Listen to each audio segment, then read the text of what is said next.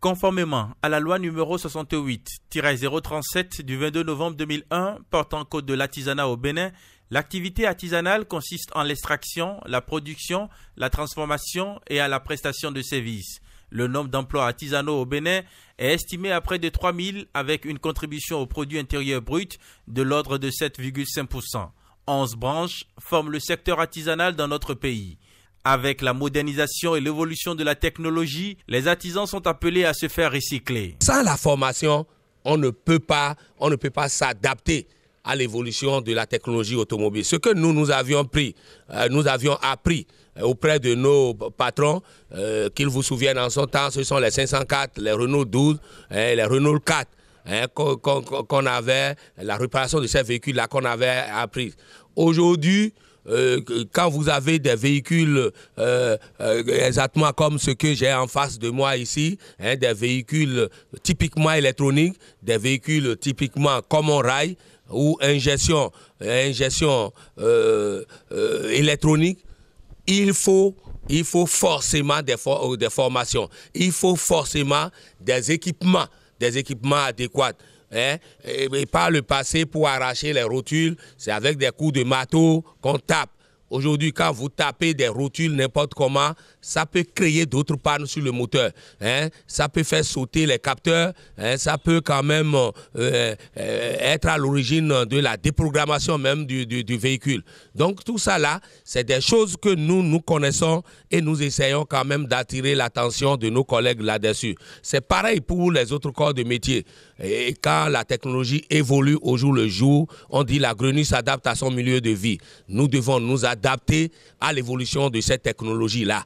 Et celui qui croise les bras et dit ce qu'il a appris chez son patron, c'est cette même méthode qu'il va utiliser toutes les fois, celui-là va constituer un danger public parce que il faut forcément des renforcements de capacités. Parce qu'aujourd'hui la couture, c'est à nous de valoriser la couture. Mais ici, je peux te dire, Bénin, ici, tout le monde fait la même façon de boulot. Parce que nous sommes trop concentrés sur les étrangères qui viennent ici, les Congolaises, les Sud-Africaines et les Camerounaises.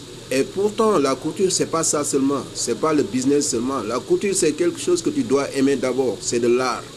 Parce que la couture, c'est quelque chose qui est très important.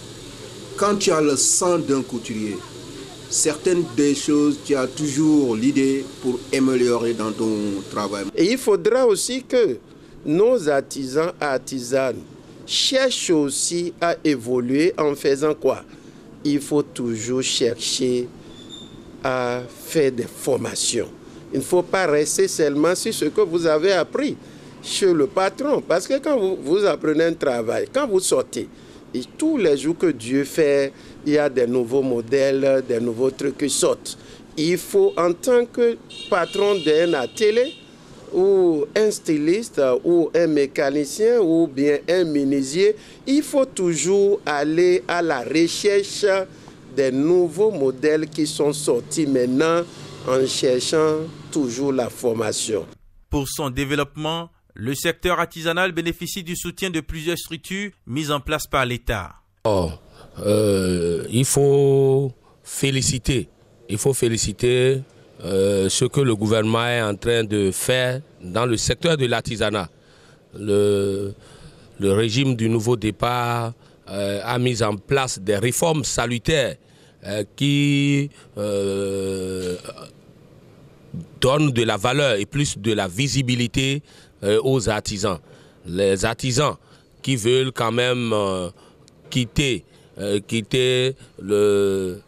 l'artisanat de survie pour aller à l'artisanat de développement peuvent quand même profiter des réformes mises en place par le gouvernement du nouveau départ. Qu'est-ce que je veux dire par là? Par le passé, nous avons nos garages et le minimum que nous trouvons nous permettait seulement de nourrir notre petite famille et de construire notre maison et ça s'arrête là. Non.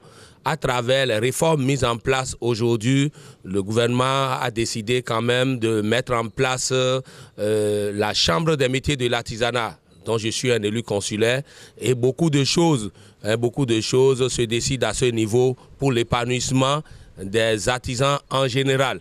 la vision, c'est que l'artisanat de suivi va céder sa place à l'artisanat de développement. Et c'est pourquoi il y a des programmes de formation. Il y a des programmes de formation qui s'organisent ou bien qui se planifient pour quand même œuvrer pour le renforcement des capacités des artisans en général. Et il y a aussi des gens qui veulent évoluer, qui n'ont pas le moyen pour évoluer. Donc nous lançons aussi un appel à la nouvelle chambre mise en place et lancer un appel aussi aux autorités d'accompagnement véritablement les artisans au niveau de la base. Vous voyez, c'est le moyen, hein, il faut des moyens pour faire ça. Mais il y a des gens qui ne veulent pas changer. Tout cela, je lance un appel pour qu'ils commencent vraiment par moderniser la qualité de leur matériel de travail et le lieu de travail aussi. C'est très important, ça attire aussi la clientèle.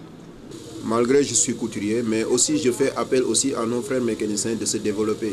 Mais aussi c'est les moyens aussi qui manquent. Parce que l'Afrique, les choses, ça ne va pas du tout. Mais Bénin aujourd'hui, c'est un pays que j'aime trop. Sincèrement, pour vous dire la vérité. Vous avez un président extraordinaire qui travaille bien. Le Bénin est l'un des rares pays de la sous-région à disposer d'une diversité de produits dans le secteur de l'artisanat. Preuve que le patrimoine culturel légué est jalousement conservé, sinon amélioré par les passionnés du dit secteur.